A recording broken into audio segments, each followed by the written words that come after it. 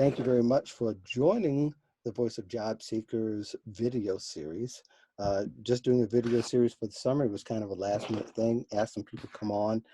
Some people I want to talk to, I didn't get a chance to talk to for the podcast.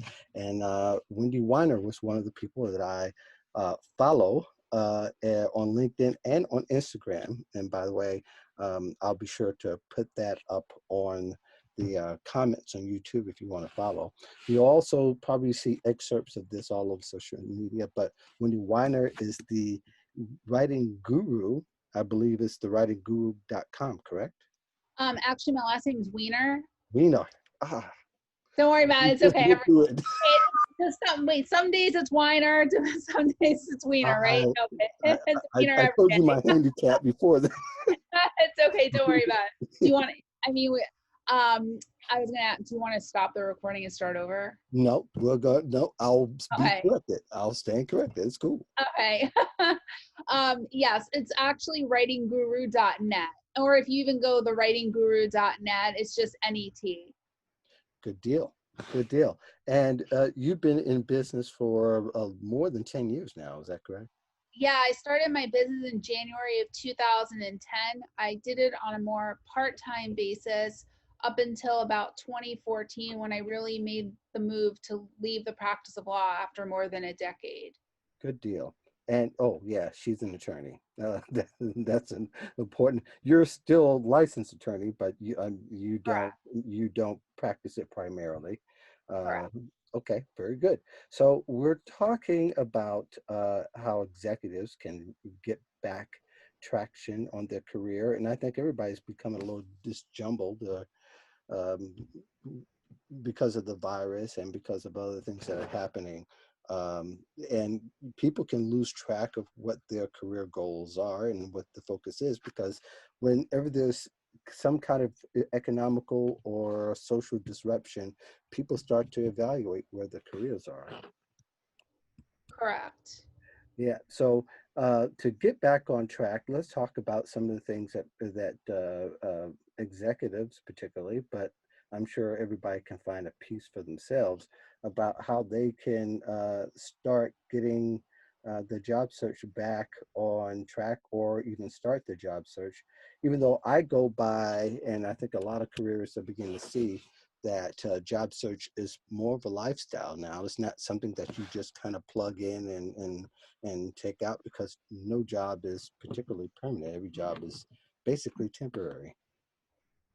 Right. And one of the things that I've noticed, especially because I work with mostly very senior level executives, EVPs, SVPs, VPs, as well as C-suite, and a lot of attorneys, obviously, at the corporate counsel and GC, CLO, it's chief legal officer level.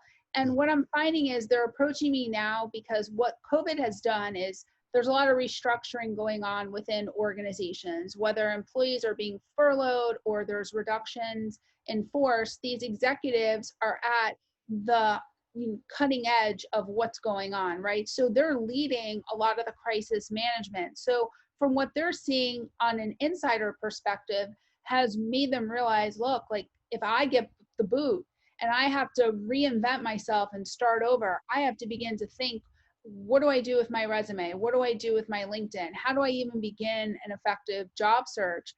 Because remember, a lot of these executives have been in a position or a company anywhere from 7 to 10 plus years. Mm-hmm. So if you kind of backtrack and you think 7 years ago, 2013, that's before LinkedIn really started to become a place where there was a job search portal and where you needed this powerful profile to get noticed by recruiters. And the percentage of recruiters that are using it now versus what they were using back in 2013, totally different. So enter executives who have not job searched in a long time. They're very confused and very conflicted. And so when they come to me, the first thing they say is, I don't even remember what my login is for LinkedIn. I haven't gone on LinkedIn in many years. I've got a profile, but I don't really have any content. Do I really even need to use LinkedIn? So a big part of what I'm doing is a strategy and educational process to teach them from ground zero how to build out a profile soup to nuts.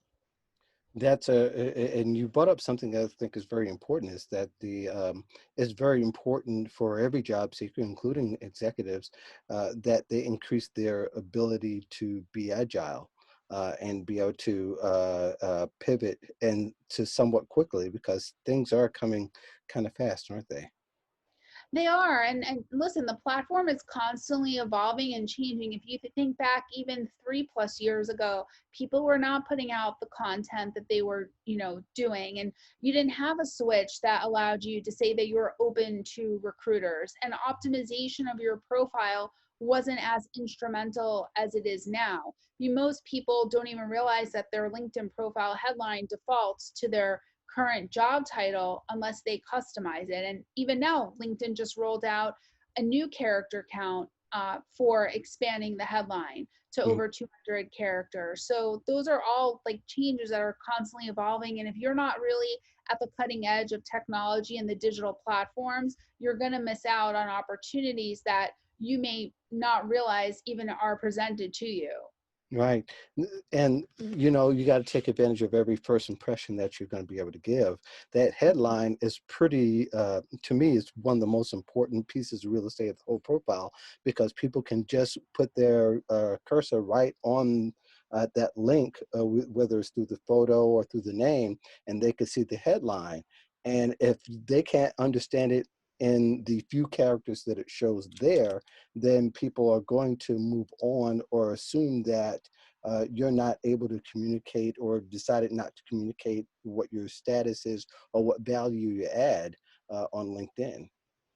Correct. And, just yesterday I had a conversation with the CEO of a company, and, part of his headline talked about, it was a value statement that basically was a call to action that said, hire the world's leading expert. But it didn't tell me what he was a world leading expert in. Right. And so, realistically, if a person is looking to hire you, either for, let's say, a position, a job, or even an opportunity for business as a customer, they're going to look for specific keywords. So when people research, for example, research me, and come across my name, they're finding me because I'm a top rated career expert, well known as an executive resume writer. Those are keywords that they are searching for on a Google search, on a LinkedIn profile query. So if you really want to be noticed, if you're a sales and marketing executive, but your specialization is in business development or lead generation or demand generation on the side of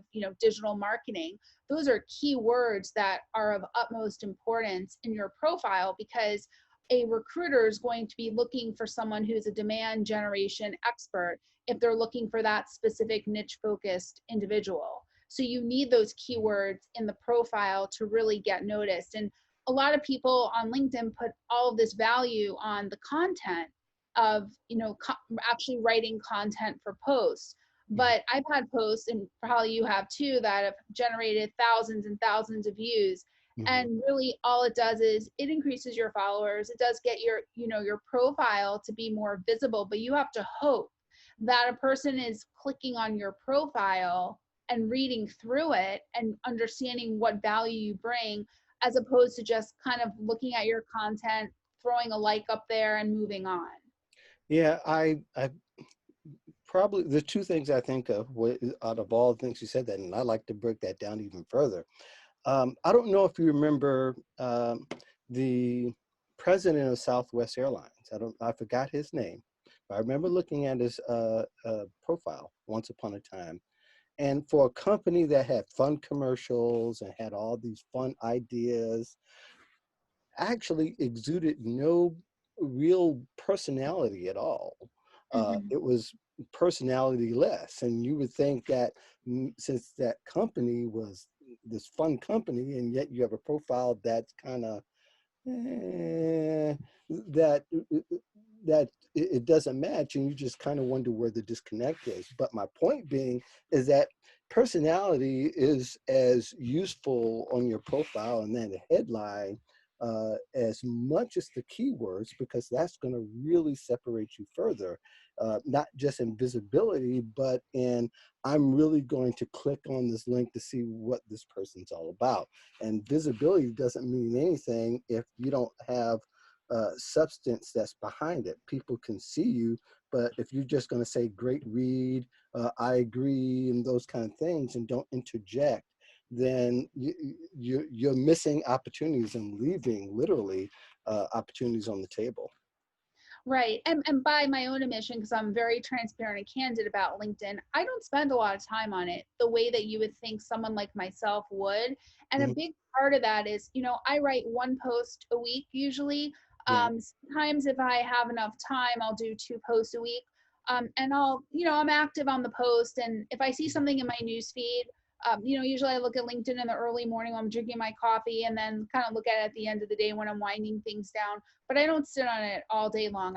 And a big part of that is time, right? I am so inundated with client work because my business is a one person business. So Sure. because I work one on one with the clients, I just do not have the capacity. I'm on a lot of calls during the day with clients and prospective clients and bulks of writing. So I don't have the time to really sit on the platform the way that there are career coaches and resume writers that sit on it all Mhm. day, Mhm. and it does help generate more views. Some people get lots and lots of views on their posts, and grow their followings on the platform, and then can use it and monetize it in different ways, either for a position or, let's say, opportunities for speaking, etc. Mhm.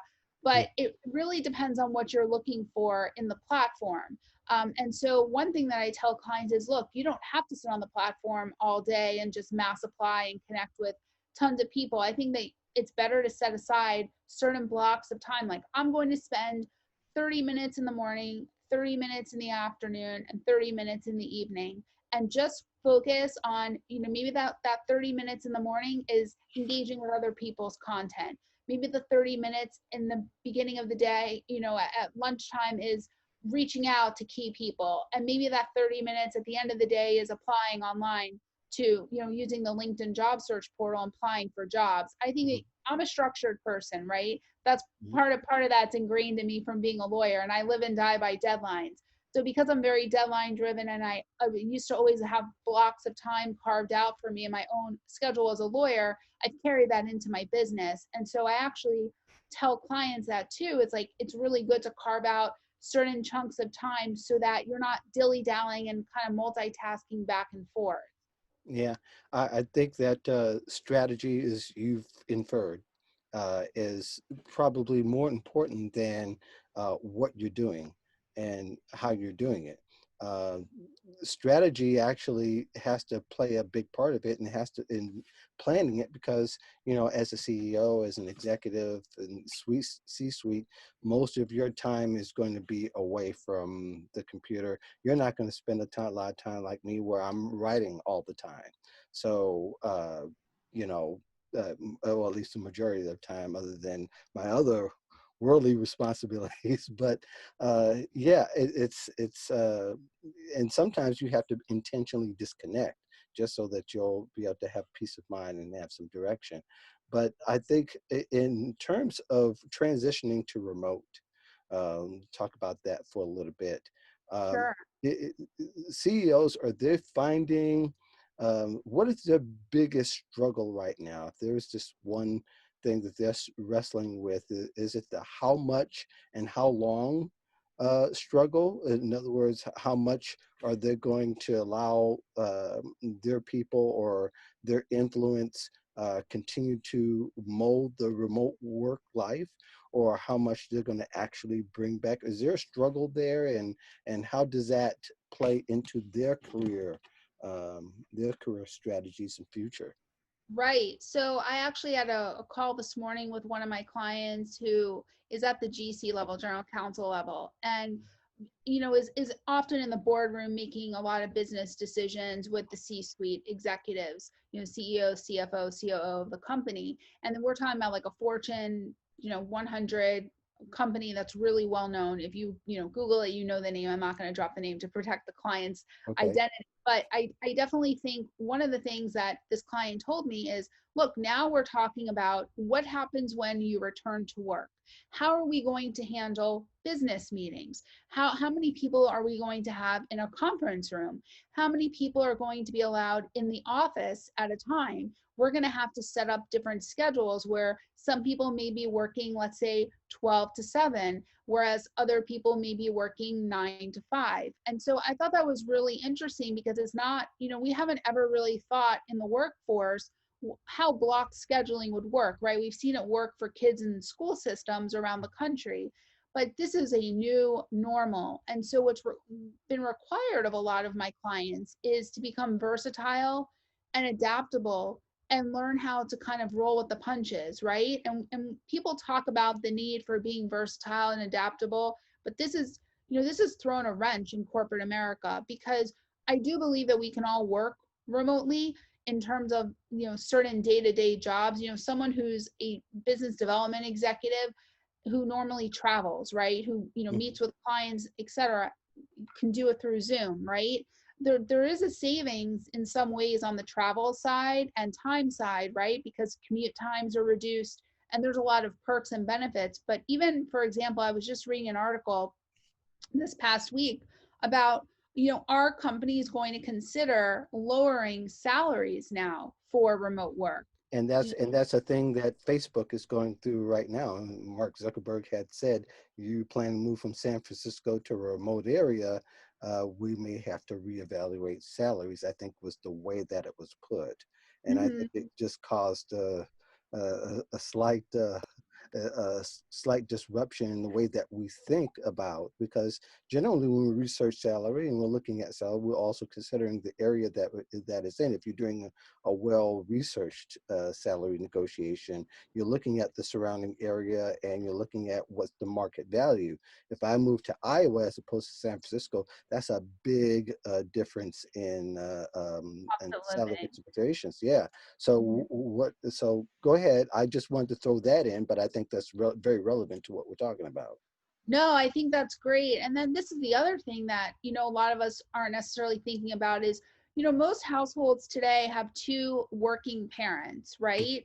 And what do you do now with kids that are home from the summer, home, you know, they're home for the summer because camp has been canceled. We don't know really the status of schools next year. I mean, depending on like where you live, some schools may be open at full capacity. Some are talking about having these optional homeschooling options, Mhm. as well as an optional, you know, you can go in 2 days a week or and stay home 3 days a week. But for parents that have younger children, I'm talking about age, let's say 4 or even younger, to, you know, the young school age children that are not as independent. I mean, you know, a kid that's in high school that can drive themselves and take, you know, pretty much take care of themselves and stay at home by themselves while the parents are working, no problem, they can entertain themselves. But when you've got a 6 or 7 year old asking you, you know, for a snack every 10 minutes, that is something that is very challenging for a lot of people right now, especially because you don't want to rank your occupation higher than your spouse's, right? Because you're both bringing in income into the household. But this is a new way where people are really having to be forced into problem solving. And how do I come up with an action plan to manage my household while also trying to manage, let's say, running you know, a $10 million division of a Fortune 500 company? hmm The thing that two things that one came out of a conversation that I had Nyato Benti and Chill uh, just on Monday. What came out of it, I thought was pretty brilliant. The thought of the idea of overtime, and that the cycle of work actually is emerging in our discussion may change, because there won't be a 9 to 5 eventually. And I know that if you're more that you moved up in your career, the more chance you're on, you're not getting paid for overtime per se. Correct. But having said that, if you have a two-parent household, possibly that it would make sense that one is working from 9 to 5 and the other one is working from six to two or six to till the wee hours of the morning, and sometimes Right. those things will overlap. I mean, there's some decisions that, and there's going to needs to be some pivoting that needs to happen within the workplace. But as job seekers look at it, they have to think of ways that they can be more flexible and more agile, and to stand out to companies and make sure that they can, and how that will work and what that will look like before you start to approach people. Right. And also, I mean, I feel very blessed because I have a home-based office, which I'm working in right now. Hmm. And we have a 3-bedroom, 2.5-bathroom townhouse, my husband and I. So for us, when he had to work remotely, for several months, he just went back to the office about 2 weeks ago.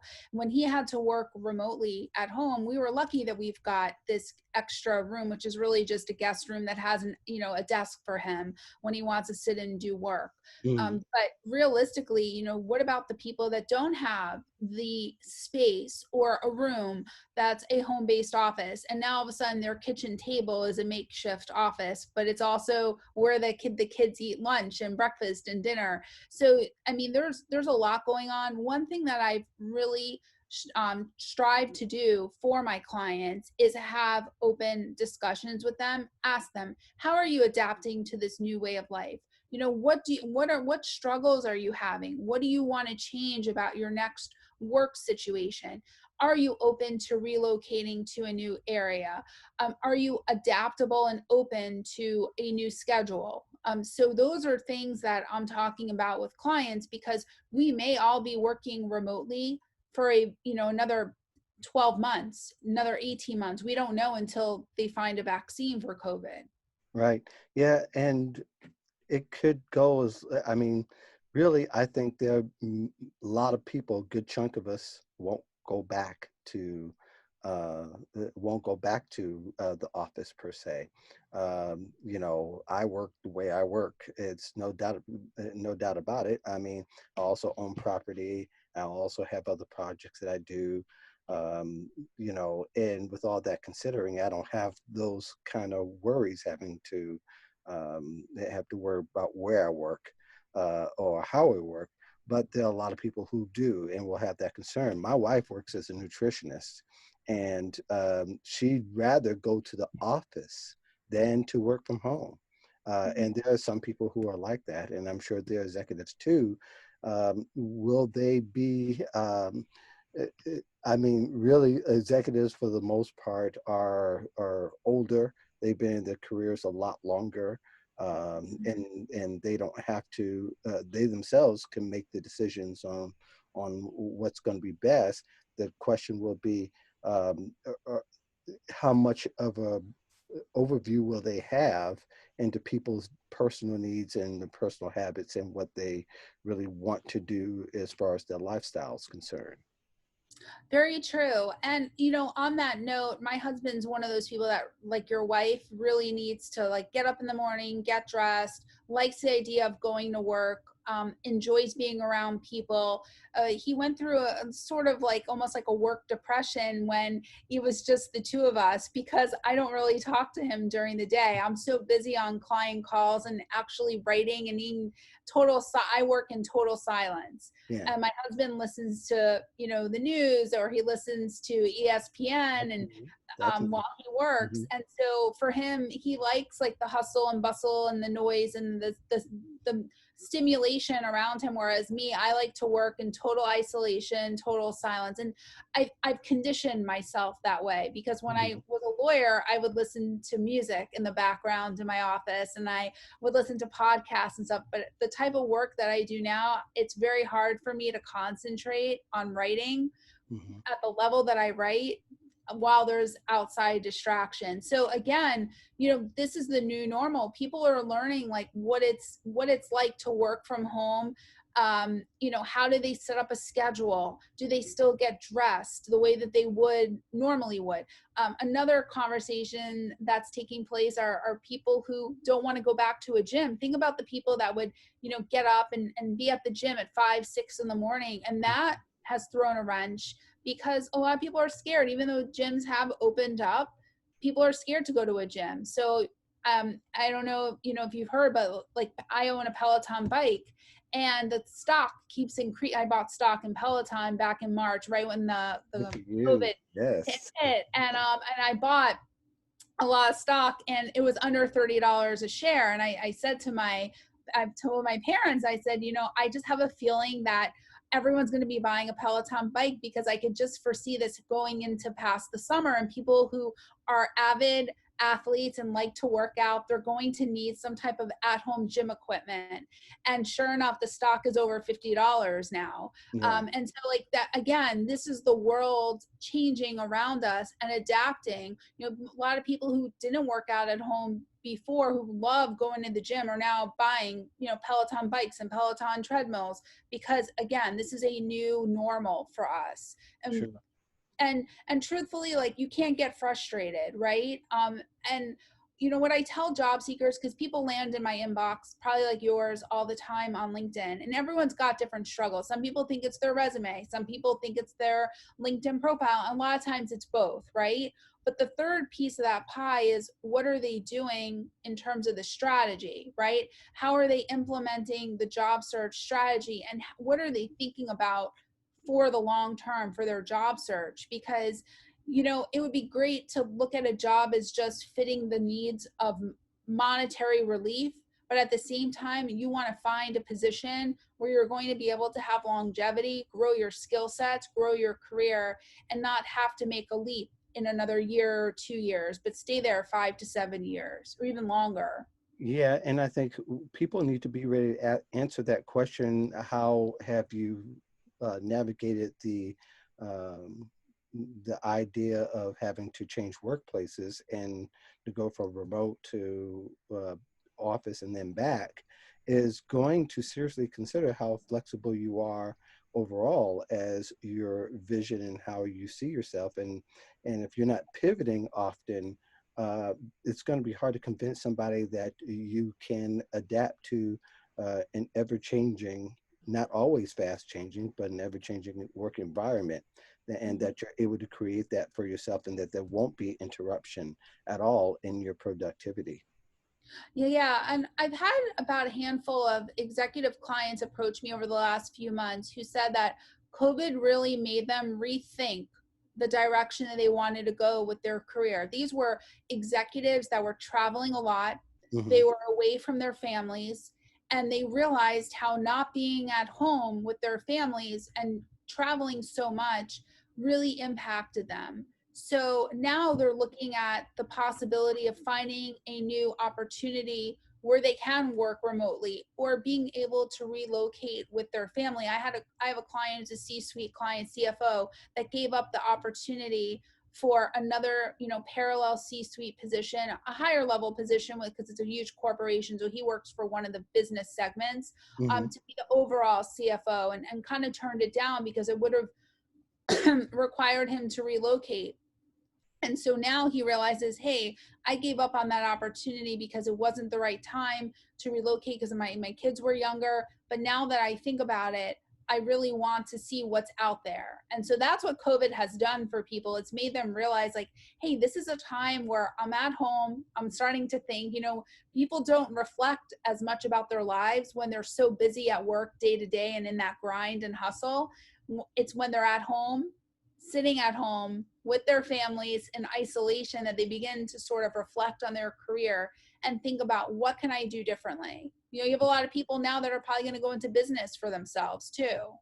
Well, they can do both, and not only they can do that, but they can also have two remote jobs, which people are doing now, and that's a whole lot easier to be able to do it from home than you can doing it from from an office and then having to rush home. You don't have the travel time anymore, and you don't have necessarily have the transition time anymore. So really, it's going to be very interesting to see how people will shape that for themselves over the next couple of years. But I think overall, if you can't get control over your career and what it's going to look like, it's going to be very tough to navigate here in the near future, and that's going to be it'll be pretty tough, then there should be another disruption in the way we work and the way that our lifestyle is. Wendi Weiner, thank you very much for coming on to the show. If people want to get a hold of you, how can they, or if they want to know more about you and your services, where should they go? Sure. So all of my social media handles, Twitter, LinkedIn, Facebook, and Instagram are The Writing Guru, which is just my trademark brand name. Mhm. Very good. Well, thank you very much for coming on the show. Really appreciate it. And thank the rest of you for watching and listening. And if you have any questions, go to voicejobseekers.com. Thank you very much. And you have a great day.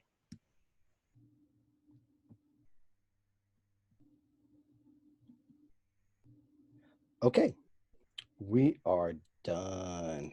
Awesome. Sorry about that. I felt like I had to correct my name. No, no, please do. And I'm going to leave it in there because I just talked to you about it and then I went ahead and did it. I was like, It's oh, natural. Most people do it. Don't worry about it. Yeah, and you know many podcasts I've been on where they've done that. So no worries at all. yeah. Well, thank you. This was a great discussion. I know my answers are long-winded. I try, it's funny because I never know like when to stop. I'm like, does he want me to keep going? No, no, and you kept going. That's how it works in podcast land. Right, You talk true. until somebody has another point, and I didn't want to be stuck. I had questions, and then I said, no, I'm going to discard that because what you were giving was so good and insightful that I Oh, think, thank you. yeah, I'm going to be doing a whole bunch of these during the Awesome. summer. So for me, it's sort of like a news show in the sense. So I'm just getting some people on, and we're going to talk. And as things become to hit as relevant, that's what will really matter. That sounds great. No, this was a lot of fun, Mark. It broke up the monotony of my day. I have